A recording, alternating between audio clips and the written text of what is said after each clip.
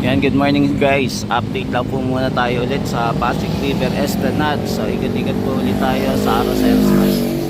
Check lang po natin kung ano po yung latest update dito sa area ng Pasig River Esplanade dito po sa Arroceros Park.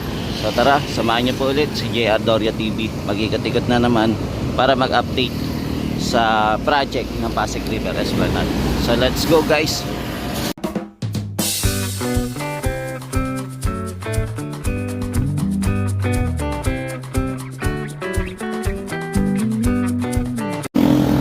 Yan, so ngayon po ay August 6, 2025. So panibagong update na naman tayo ngayong araw na to. So nandito po muli tayo sa Quezon Bridge para magmasid-masid ulit sa kaganapan dito sa Pasig River Esplanade. Yan, so nandito na naman tayo sa Quezon Bridge. So sisilip-silip po muli tayo dito sa ganap dito sa Pasig River Esplanade. Yan, so ito na yung latest update natin ngayong umaga. So napapansin natin nandito pa rin po ulit yung tugboat. Tapos ito panibagong pilote na naman po yung diniliver dito. Marami pong pilote na deliver dito, no. Yan, parang sobra-sobra ata yung pilote na na-deliver. Tapos nandito pa rin po yung ating crane, yung barge. So dalawang barge na nandito. Tapos ito po mapapansin po natin itong ating panibagong pilote na naman na naibaon malapit po dito sa Quezon Bridge at saka sa Arroceros Park. So ito panibagong pilote na binaon po nila. Tapos ito po yung ating mga pile cap box. Ayan, naka-ready na din po. Tapos ito po yung mga ilalagay naman sa pile cap box. Ayan, medyo marami-rami na din po yung nagawa nila na ilalagay din po dito sa pile cap box para sa precasting po ng flooring. So ito panibagong so napansin natin na nakapagbaon pala sila ng pilote. Yan, hindi lang natin nakita kung paano nila nagawa, paano nila naibaon yung pilote dito. Tapos nandito din po pala yung yung isang barge po ulit. Ayan, isang barge tuloy, yung tugboat nandito din po pala, naaalalay naman po dito sa ating barge. Mukhang lilipat na po siguro sila ng area etong barge natin. Yan, so ito po yung ganap dito sa malapit po sa Quezon Bridge pa rin. Yan, dito pa rin tayo unang nag-update. Malapit din po sa Arroceros Park. Yan. Ito po yung morning update natin dito sa area. Yan, so tuloy-tuloy pa rin po yung pagtatrabaho nila dito sa Arroceros Park, no, para sa extension po. Yan, unti-unti na pong nakikita natin na improvement dito sa area. Ayan, so yung barge na to ay lilipat na po ng ibang lugar. So hahatakin na po nila.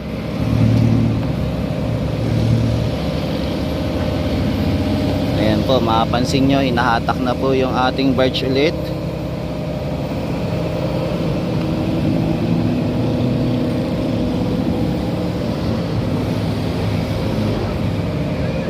Ayan, tapos yung ibang mga kababayan natin sasampa na rin para lumipat.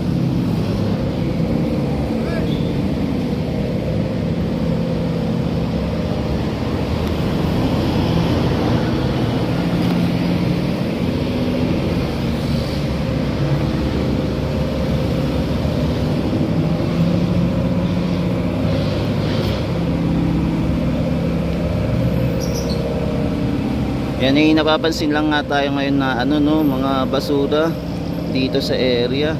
Ayan, mga basura. Yan, saan kaya to papunta na itong barge na to? So pupunta kaya ito doon sa kabila?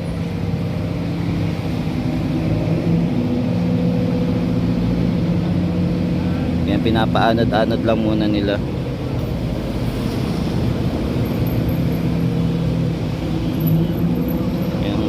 Lang mahanap ng tiyempo.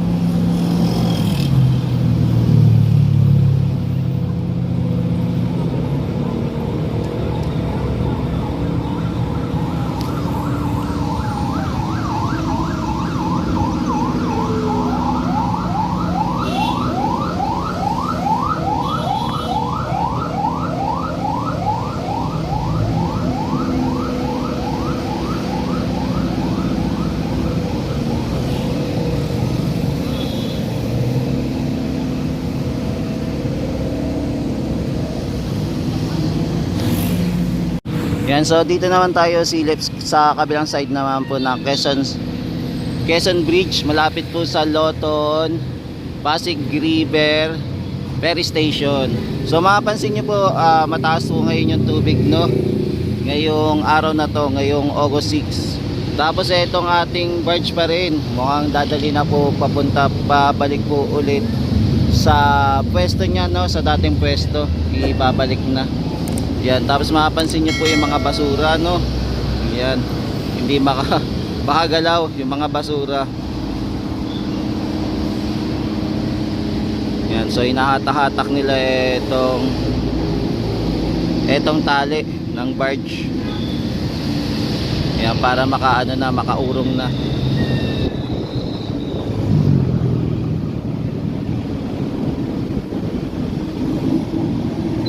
Yan, so ito po yung ganap ngayon. Ito po yung ginagawa. Tapos ongoing pa rin naman po yung pagbabawas po ng pilote dito kahit na mataas po yung tubig. Ayan, binabawasan pa rin po nila. Yan, punta naman po tayo sa other side naman ng ginagawang Pasig River Esplanade. Doon naman po tayo sa MacArthur Bridge punta. So silipin din natin kung ano po yung latest update naman po doon. So tara guys, punta na natin. Yan, so ito na po yung ating barge. Lumalayo na at bumabalik na sa kanyang dating pwesto.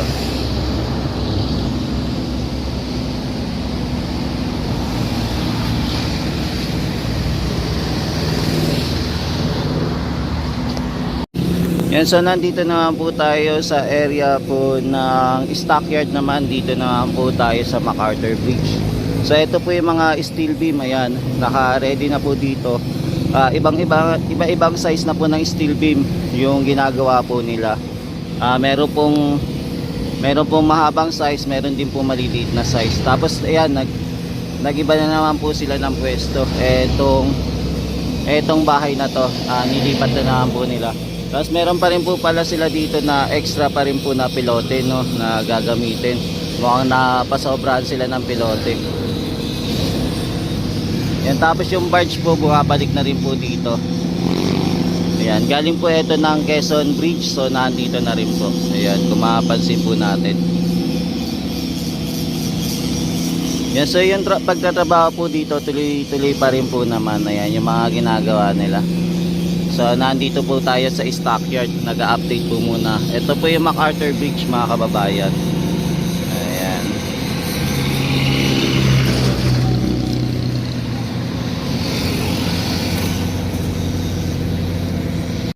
Yan, so nandito naman po tayo sa area naman, sumisilip dito naman sa ginagawang para sa precasting para sa boardwalk. Ayan, kung mapapansin nyo po ninyo na tuloy-tuloy pa rin po yung pagtatrabaho dito, no? Tapos meron pa may nilalagay na silang panibagong yung maliliit na mga bakal-bakal. Ayan, medyo malayo, hindi lang natin makita ng malitaw, pero yun, ito may nakapatong pong bakal doon sa area. Ayan, kung mapapansin nyo po.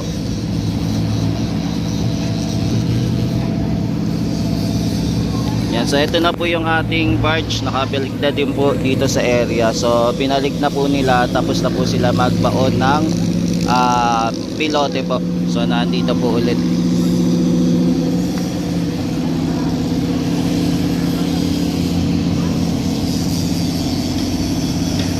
Yan, so ito muna yung quick update natin dito sa area, malapit po sa stockyard.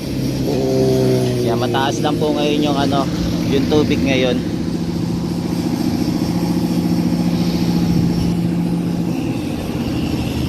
Yan, so ito muna yung ating update dito sa area.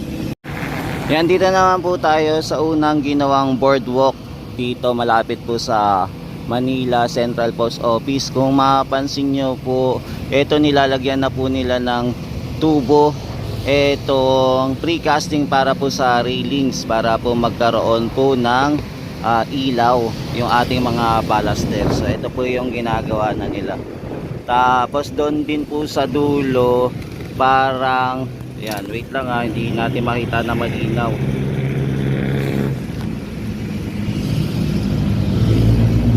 Yan, Yan, so doon naman po sa dulo mukhang na-finish na din po nila yung ating precasting na concrete railings para po sa ballaster po. Yan. So makapansin nyo po, meron po si Kuya, nandun po si Kuya sa may gilid po, sa may kaliwa. Kumbaga pinupunas-punasan niya po. Ayan, binabasa-basa po itong ating concrete railings. Ayan, mukhang na na din po. Kumbaga pinapasadahan na po para sa finishing. So kahit paano nagawa na din po pala ito sa yung ating concrete railings. So okay na po pala. Tapos dito na lang po, ayan, yung inaayos naman para magkaroon na din po ng ilaw, then pwede na din po masementohan. Yan, so ito muna yung latest update natin dito sa area mga tropa sa for the meantime. So balikan natin to bukas kung sakaling baka malagyan na din po nila ng semento etong area dito sa paggagawa nila ng precasting para po sa concrete railings ng ballaster. Yeah, maraming salamat po. Ito po ulit si JR Doria TV, nag-update po para po sa ating Pasig River Esplanade Project.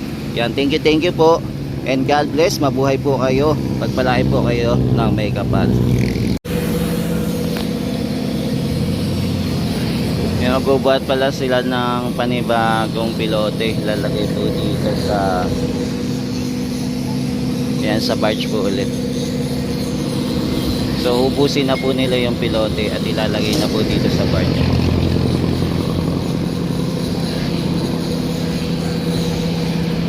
Kaya pala po sila bumalik dito dahil may dadalhin pa. Siguro gagamitin nila ito bago pumunta po ulit sa ilalim doon po sa Loton. Yan, sa malapit po sa Loton Ferry Station. Ito mga pilote na to. Ito po yung gagamitin nila. So may natitira pa pong 4 para ilagay po dito sa part. Yan, so ito muna yung quick update natin guys.